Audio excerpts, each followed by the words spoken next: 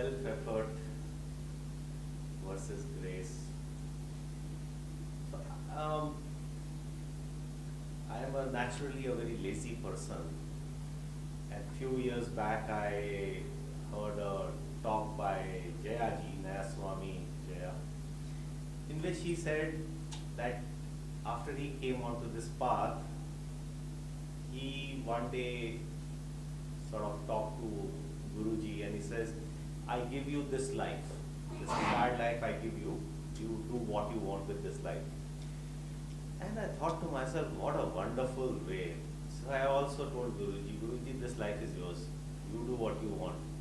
And after that I sort of kind of sat back, I said, Guruji, ab khud karenge, no, not my problem. So it's not appropriate for me to be here.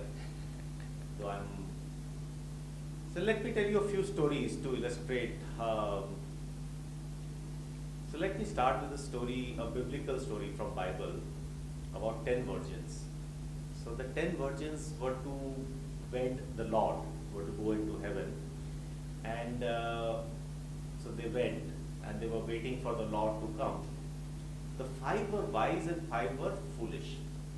And the story goes that the night happened, the evening came, the night came, and they sort of went off to sleep. And around midnight, a cry came, the Lord cometh. The Lord has come. Go out and meet the groom. So he is treated as the groom and the virgin brides are to wed him. So immediately the 10 virgins rose. The 5 wise ones had got their lamps and they filled it with their oil. They had separate oil, additional oil, and they started trimming it or putting it to use. While the 5 foolish ones, they had not got additional oil, and during the time that their lamps had gone off. So the 5 foolish ones said to the wise ones, give us some of your oil. So the wise one says, no, there will not be enough oil for all of us. You go out to the market and you buy oil. So the 5 foolish ones go off to the market to buy oil, and by the time the groom, the Lord comes, and these 5 wise virgins go out to meet the Lord, and the Lord takes them into the wedding banquet and shuts the door. The 5 foolish ones come back and they're knocking at the door, Lord, let us in, Lord, let us in. And the Lord says, verily, verily, I tell you, I know you not. See, very simple thing. That ultimately it is the Lord who has to give us everything, but we have to be prepared. We need to be wise. We need to be ready. The lamp is the lamp of devotion. We have to light that lamp. We have to keep it running because we do not know when the Lord will come, what day and what time will He come. So we have to keep that devotion coming, because if that devotion is बुझ गई है तो ईश्वर नहीं आएंगे. Another story is this wise saint, he had a dream. In his dream, he was walking by the beach and he saw this large pile of sticky charcoal. You know, they make these roads, they have these stones coated with hot sticky tar, so something like that.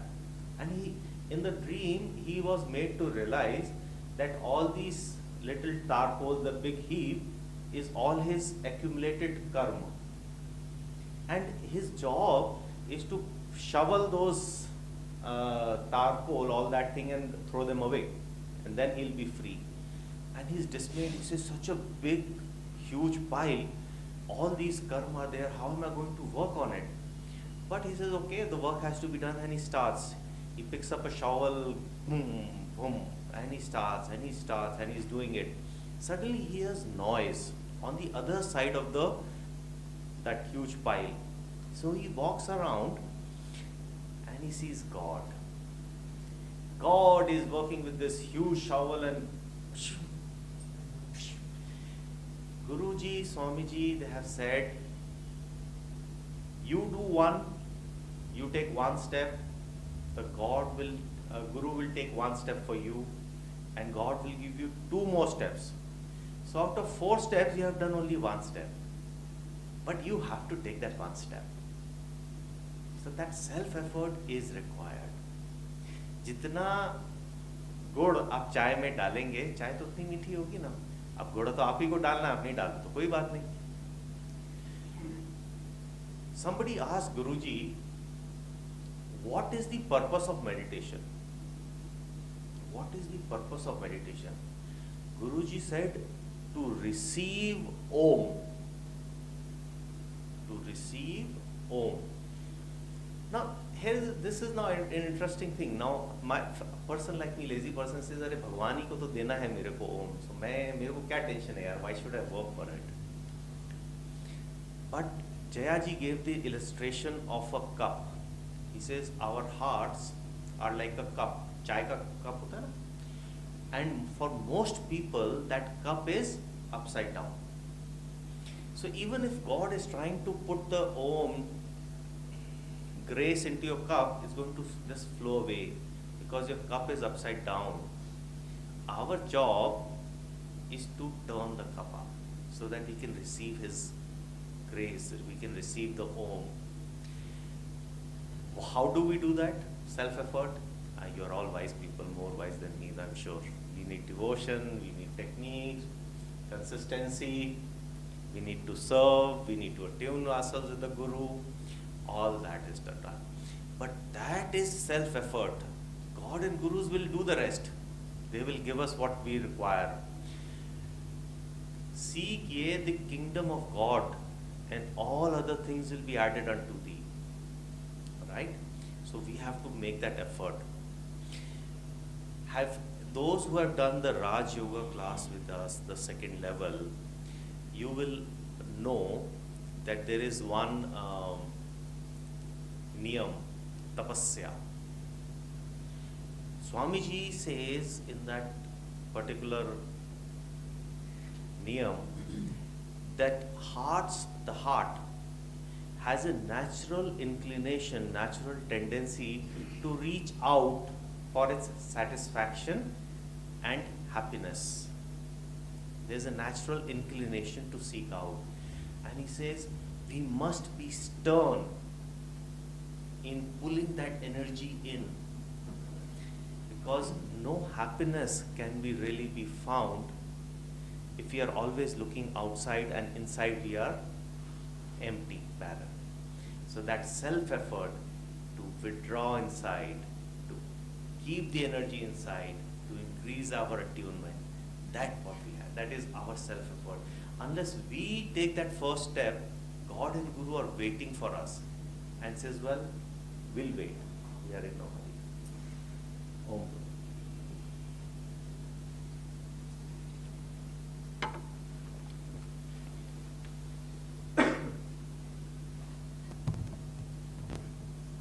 I will also share a few thoughts, and then the way Pankaj started reminded me of a story that Swami would say. Again, as we say, no, like everything is God's work, so why do I have to do anything? So he did this experiment while he was also giving a talk or something. He said, well, if it is God at the end who is going to speak, so why should I speak? So he just kept quiet, and he really kept quiet for quite some time. And if you see, like if I even stop for a moment at this time, like everything will be uncomfortable, not only for me, but like, has he forgotten something? But he just did that for some time, and then he realized that, well, God has no intention of speaking for me. And then he started. So what is it that then the point when we say there is grace and then there is us? No, there is sort of a separation. And many times when our minds sort of use this as also an excuse, no? Sabhi to destined hai na? And then we have lots of there is this Brigu reading. It's written. I don't need to do much. And then as Pankaj was rightly said, then most of us, or sometimes all of us, I think we just say, wo dekh lenge abhi, we can just relax right now. With my mother, I used to talk sometimes, and then whenever this question of saints, if I use the example of a saint, and it's like Yogananda ji ne ye kiya tha, then she will always say, but he was Yogananda. And I mean, he would always say something like, but what made me Yogananda? But I couldn't say it with that same faith and same strongness. I said, that's true. Because even at this moment, yes, we're saying many big things, but if what he knew, we don't know. No, he would just say like, well, it's one of his talk, he said like, look up and go into super consciousness. And many a times I have tried to look up, but I did not go into super consciousness, you see. Now how do I reconcile that, isn't it? And then that sort of just brings, okay, it is destiny. When the time is right, even I will be able to do what he has to do.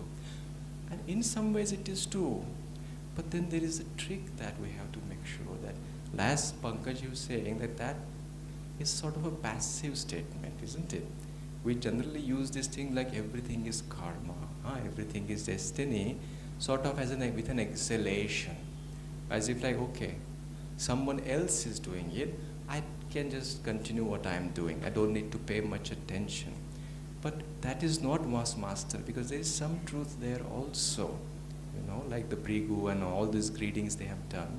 So then instead, if we say something like, well, everything is God, all of a sudden there is something inside, there is a curiosity towards that now, to understand that, isn't it? When we talk about grace, it is not something very arcane. I'm sure all of us have experienced something or the other at some point. Last week we had a class here, the title was very sweet. It was Master and I.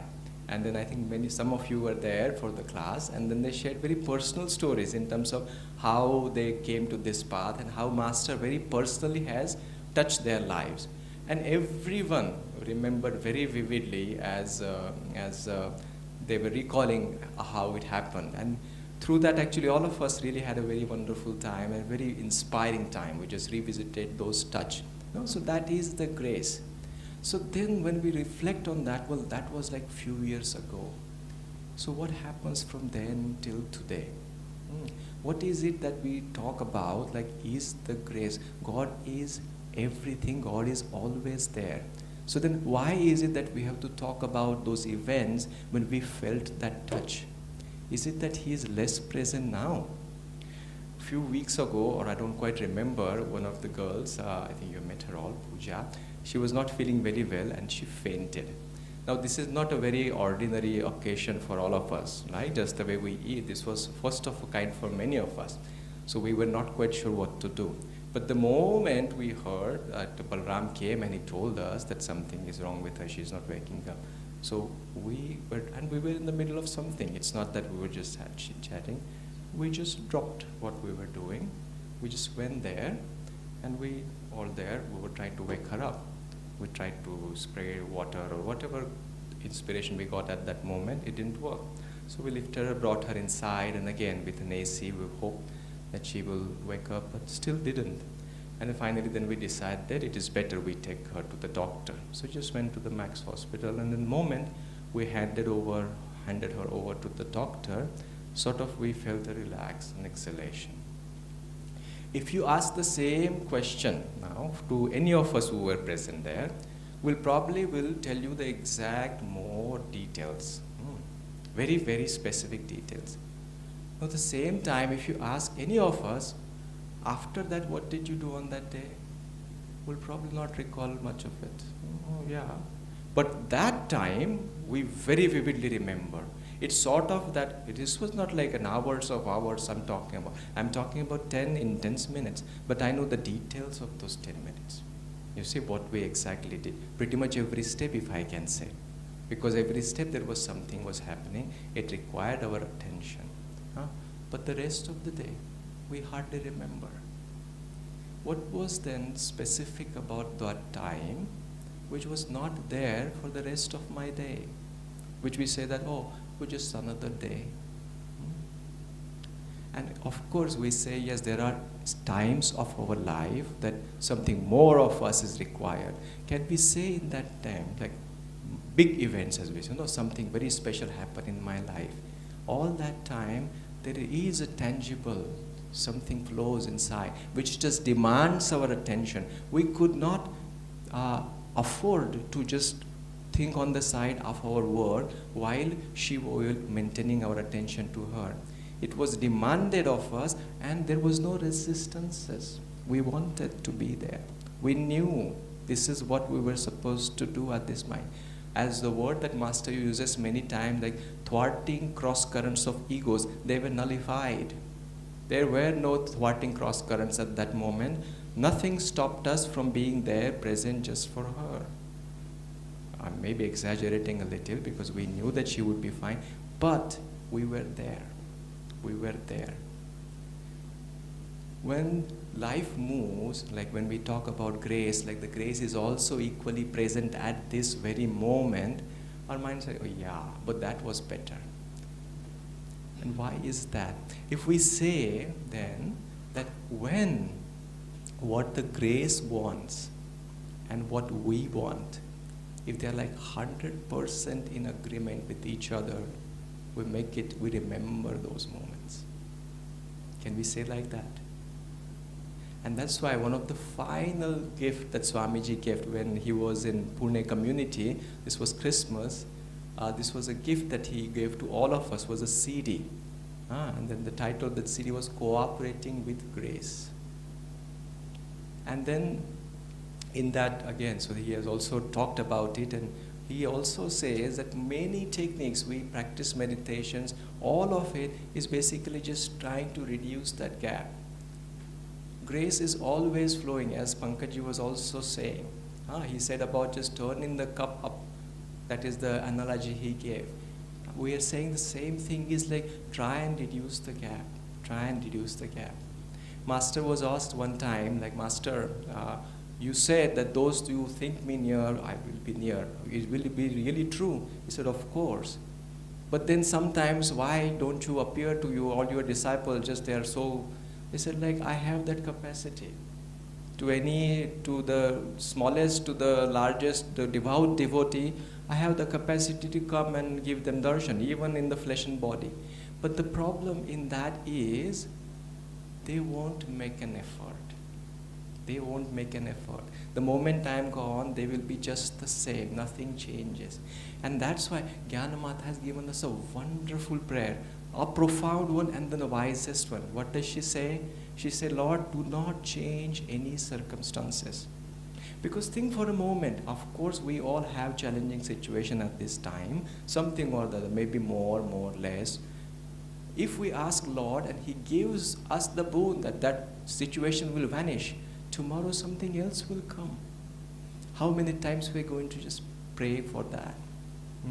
Like a child, and then when the child starts to learn walking, we let the child, isn't it? It is very difficult for the child. You see, there's no strength in her legs. Many times she falters, she hit herself at strange places. What will happen if you just start lifting her up all the time? She will never learn to walk. That is what masters want for us. Learn to walk. And that's why the second part of Jnanamata's prayer comes. She said, change me. Because then, in that change, the outward circumstances will not have any more power on me. My joy, my presence is not affected by them. Grace can flow. Grace is always flowing. If we expect grace has to flow in a straight line, well, how is it working for us? But she's saying instead, can we learn to navigate ourselves? Can we learn to take turns? Can we learn to pause? Can we learn to accelerate? And then cooperating in that sense, then we don't have to just reflect back on our life and then live in that own old remembrance, but every moment we can have the capacity to live in that grace. I'll end with this song that Swamiji has written. He's written many songs, but this goes very apt. He uses one expression of grace, which is joy, and he says, there's joy all around us. Why wait till tomorrow? We've only this moment to live.